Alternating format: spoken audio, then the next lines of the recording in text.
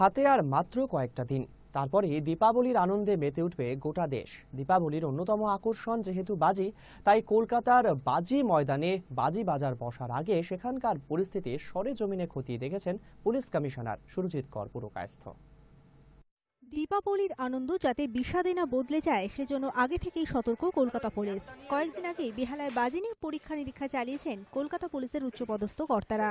প্রতিবারের মতো এবারও বাজি বাজার বসছে ময়দানে। সেখানে যাতে বিক্রেতারা নির্বিঘ্নে বাজি বিক্রি করতে পারেন তার প্রস্তুতি সোমবার ঘুরে দেখেন কলকাতা পুলিশ কমিশনার সুরজিৎ কর পুরকায়স্থ।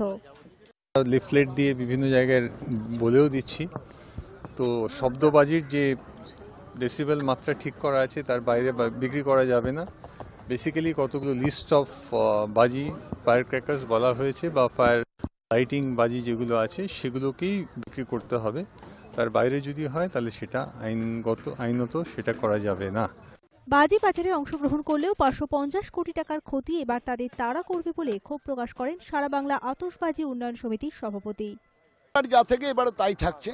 আমরা আশা করেছিলাম যেহেতু ন্যাশনাল গ্রিন ট্রাইব্যুনাল আমাদেরকে একটা রায় দিয়েছেন 125, সেই মেনে হয়তো আরও ভালো বাজি আমরা এখানে দেখাতে পারবো।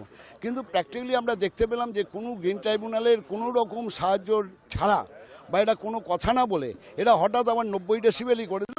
আমি মনে করছি এটা ইললিগাল, আনঅথরাইজড এবং অসাংবিধানিক। দীপাবলির আনন্দের পাশাপাশি সব ধরনের নিরাপত্তা ব্যবস্থা জোরদার রাখছে কলকাতা পুলিশ। তৈরি থাকছে দমকলও। Hi News Network, Kolkata.